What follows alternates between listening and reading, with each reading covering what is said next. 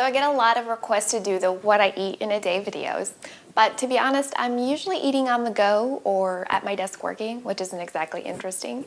So today I'm going to share with you what I eat in a week. So today I'm showing you the 5 healthy vegan meals I eat every single week, or at least some variation of them because they're easy to customize. They're delicious, they're vegan, and they're gluten-free, or they have a gluten-free friendly option. And you can find all of the recipes mentioned in this video in the description box below. And if you didn't already know, my debut cookbook, the Vegan Instant Pot Cookbook, will be published on June 11th. It's available for pre-order now, and you can find a link in the description box below to reserve your copy today for yourself or for your family and friends. I'm super excited about this book. It has over 90 delicious vegan recipes that are indulgent but wholesome, and there's lots of gluten-free, nut-free, soy-free options, and there's a whole section in the beginning of the book with tips on vegan cooking and using your Instant Pot. Finally, this is the first video I've done that's been inspired by another YouTuber. This one's inspired by my dear friend Sadia of the Pickup Limes channel. She has the most incredible YouTube channel. You're probably familiar with her already, but in case you're not, I've included her video on 5 meals she eats every week, as well as her YouTube channel in the description box below. All right, here is my video for what I eat in a week.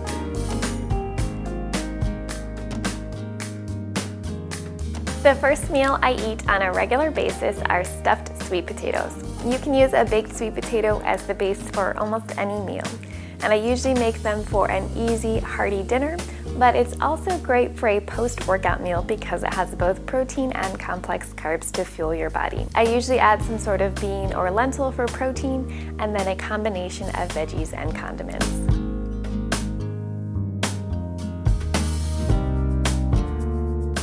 One of my favorite combinations are these za'atar flavored chickpeas. I pan fry some cooked chickpeas. You can use canned ones, or I usually make them in my Instant Pot. And then I toss the chickpeas in a homemade za'atar seasoning, which is a Middle Eastern spice mixture made of fresh thyme, sumac, and sesame seeds.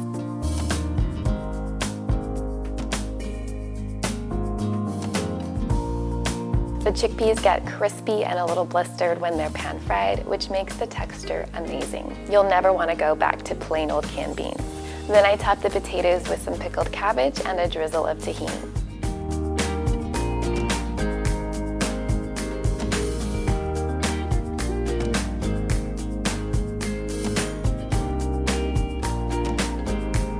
One of the condiments you can always find in my fridge if you visit my fridge is cashew cream. It's like vegan liquid gold. It's so rich and adds a little indulgence to every meal, but it's made mostly with just cashews and a few other ingredients, so it's 100% wholesome.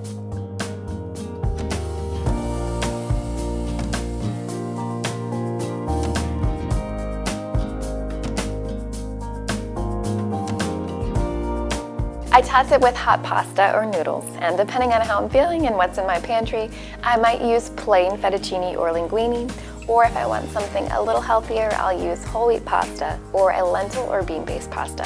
When I'm done cooking the pasta, I reserve just a little bit of the cooking water, and then I toss the hot pasta with the cashew cream, and if it's too thick, I add a little bit of that cooking water to thin it out. I usually add some sort of protein.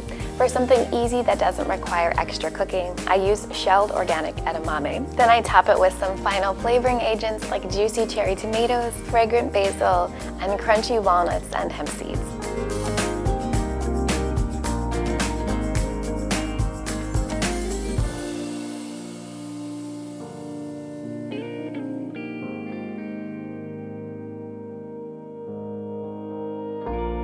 The next meal I make almost every single week, at least in the colder months, is a lentil or chickpea-based curry.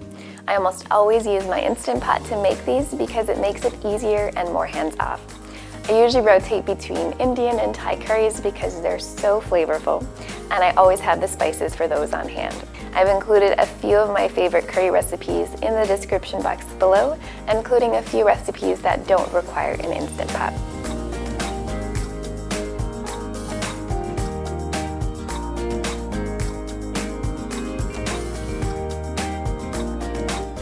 The The key to a good curry is to be generous with the spices and to use a combination of whole and ground spices.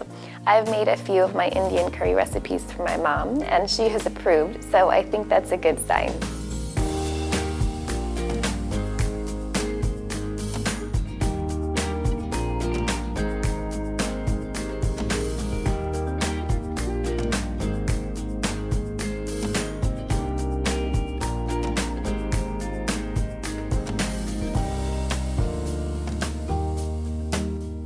Another meal I make every single week is a big old grain bowl. For this bowl I used farro, but to keep it gluten-free you can use brown rice, quinoa, millet, barley, or wild rice. And this is where meal prep comes in super handy. I almost always have some sort of cooked grain in my fridge that I can use because I just toss my grains with some water in the Instant Pot, and when I come back the grains are already cooked.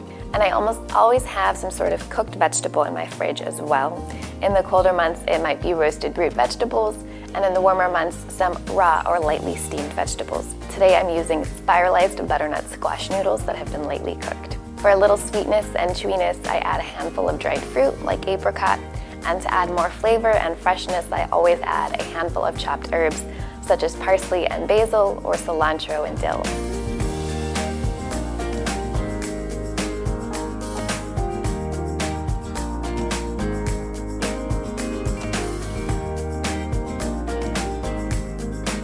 And for a nice texture contrast and healthy fats, I add some raw or toasted nuts and seeds. Finally, for the dressing, sometimes I just use extra virgin olive oil and balsamic vinegar.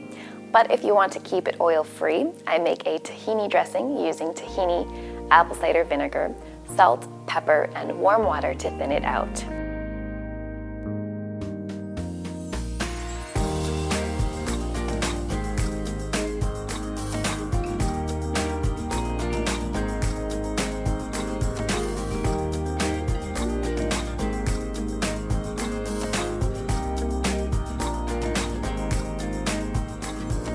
This last meal is a breakfast recipe and it's one that both I and my partner eat every single week. I make creamy fruit sweetened oats, both on the stovetop and in the Instant Pot. Both versions are easy, but with the Instant Pot you don't even have to know how to cook because you just toss all of the ingredients in there and let the Instant Pot do its magic.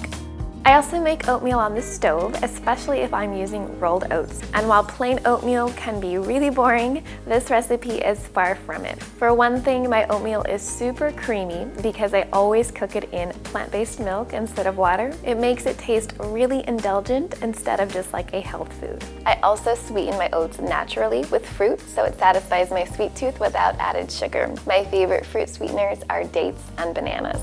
The topping options are endless, but I usually add some sort of berry sauce or berry jam that I keep in the fridge. I simply heat frozen berries on the stove until they get nice and saucy. And you can add a little sweetener or lemon juice if you like, and if you want to turn it into a chia jam, you can add some chia seeds at the end to thicken it up.